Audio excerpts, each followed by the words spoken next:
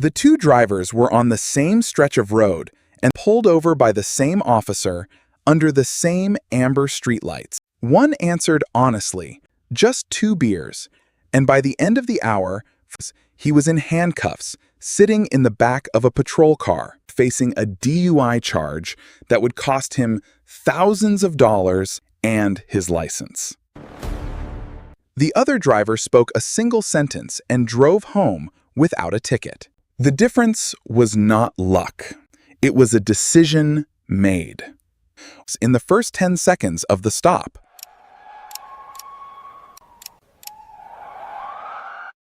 right after the officer leaned into the window, caught the faint scent of whatever might be in the air, and asked the question every driver dreads. Have you been drinking tonight? By the end of this video, you will know the exact words of that kept driver number 2 out of jail.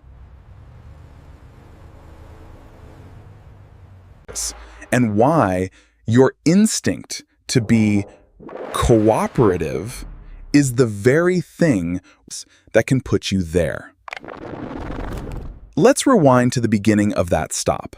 It's the way I've seen it play out on body cam footage hundreds of times.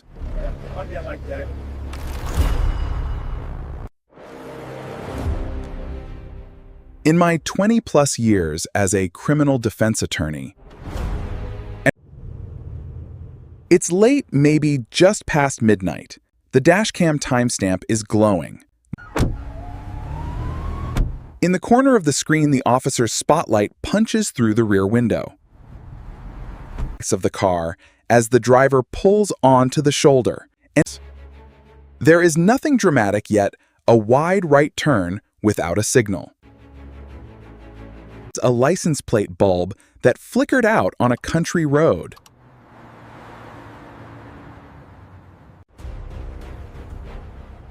The officer approaches, flashlight in hand, and the first words out of his mouth are completely routine.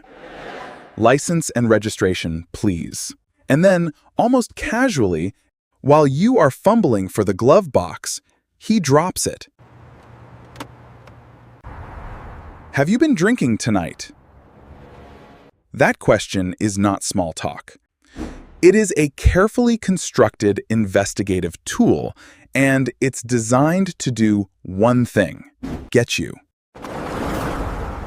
To give the officer probable cause that he does not yet have to. I want you to understand what is actually happening in that moment.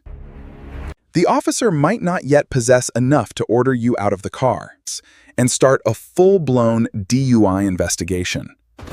He may have seen a minor traffic infraction, and maybe he detected a vague odor of alcohol when you rolled down the window. But a vague odor alone, without slurred speech, is often not enough to justify forcing you into feeling. The question is the bridge from reasonable suspicion, and if you answer it, you can hand him the he needs to walk across. Or even, I had to consuming alcohol before driving, combined with the odor and the time of night, is more than enough to extend the stop and ask you to step out of the vehicle. It opens the door to the portable breath test, the handcuffs. Not because you were drunk, but because being polite and honest was the right thing to do. And it surprises a lot of people that a routine traffic stop is not the same. In Berkhamshaire, the court assigned. The court held during an ordinary traffic stop does not. Have you been drinking tonight? At least not yet, so Miranda warnings are not required. The question is perfectly legal against you in court. This does not mean you are legally obligated to answer it. Becomes the most powerful tool you have if you know how to use it. The Fifth Amendment protects you from being. You have an absolute right to remain silent, even before you are arrested. And this is the part that trips up nearly. The Supreme Court later clarified that if you want the protection of the Fifth Amendment before you are in custody. In Salinas v. Texas, decided in 2000, some questions during a police interview, but then fell silent. When asked a particularly incriminating question against him at trial, arguing that an innocent person, the Supreme Court, his Fifth Amendment privilege. The takeaway is brutal and clear if you There's time's up. And suggest your silence was. But if you say your right to remain silent, that distinction, instance cars, are not just crafted from two separate legal protections, and calmly and immediately. When the officer asks, "How much have you had to drink?" "I haven't consumed any," or even the friendly sounding,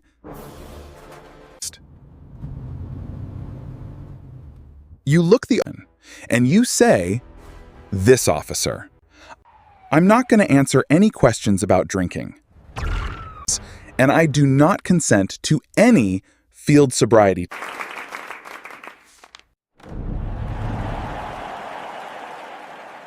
To remain silent is your explicit verbal invocation of the Fifth Amendment. Satisfying, it means a prosecutor. I'm not going to answer any questions about drinking. You are not being uncooperative about your identity. Prophet of calm. You are only refusing, and I do not consent, a completely separate legal reality in the vast majority of states. The walk and turn, the one-leg stand, you have the legal right to decline them, unlike the post-arrest breath or blood test. By saying you do not consent, that you agreed to perform poorly for a completely sober person, under the stress of a. Now, the officer will not like this. He may say, "Why not just answer the question?" To answer looks suspicious. You motion. Instead, "I'm exercising my right to remain silent." Hand over your license and registration and then say nothing else. The stop will proceed. The officer will run your information. If he still smells alcohol and he may order you out of the car. A second. On the side of the road, the standardized field sobriety tests. That request is just that, a request, making it a separate offense to refuse the roadside test. You have the right, and you've already done so in your initial. If he presses, "I don't consent to any field sobriety tests."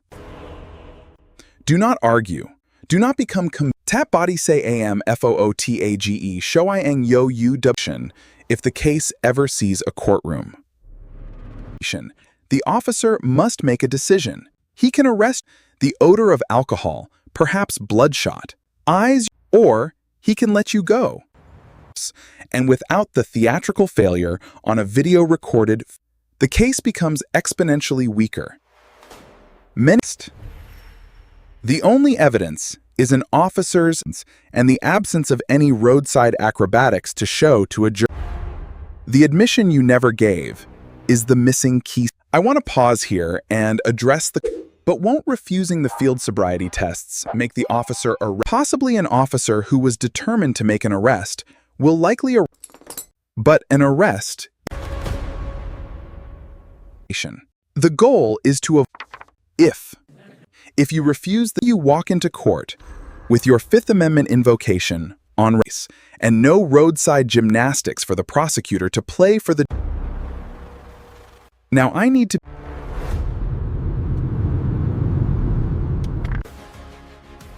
Nothing in this video is telling you it's the safest and only truly correct before getting behind the wheel. But who had a single glass of wine at dinner 3 hours ago,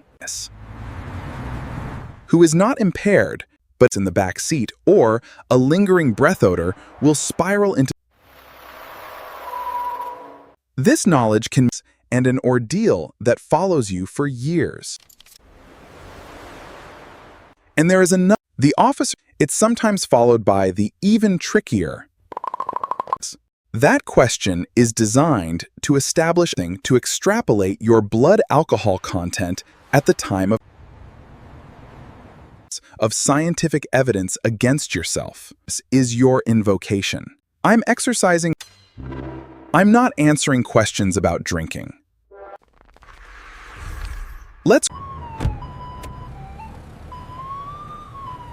He'd had 2 beers at a barbecue, felt completely fine. And when the officer asked, "Any alcohol tonight?" he was asked out of the car, subjected to that he performed nervously and arrested Chud. His breath under the legal limit. And because the officer's report, he was still charged with driving while impaired to a degree that rendered him incapable of driving safely, a charge that can stick in many states even below the per se limit. Before the case was finally dismissed. Contrast that with a different stop I reviewed on body cam. The officer smelled alcohol and asked. Without hesitation, she said, "I'm not. Here's my license and insurance." She repeated calmly, pushing a entertained action. And eventually returned with a speeding ticket. The tape doesn't lie. She did, and the system worked exactly as the Constitution intended. It is not this that every other video teaches you to play. This is about the Fifth Amendment, and not to be the government's best witness against yourself. And it's about the voluntary nature of the roadside agility test, which is a separate right. By rotating through the different tools, silence, counsel, consent, you are far harder to corner than someone who only knows. Before I let you go, a quick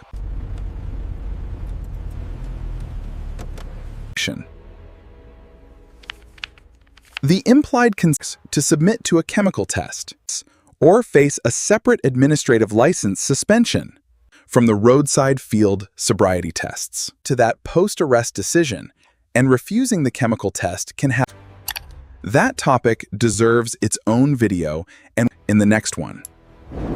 Because the moment those handcuffs So here's where we land. The have you, but only if you don't know how to disarm it. The law does not require.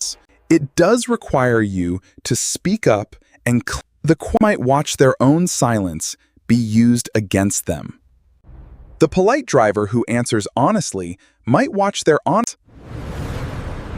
but the driver who calmly says, "I'm not going to answer any questions about drinking, and I do not consent to any field sobriety tests," that driver drives away.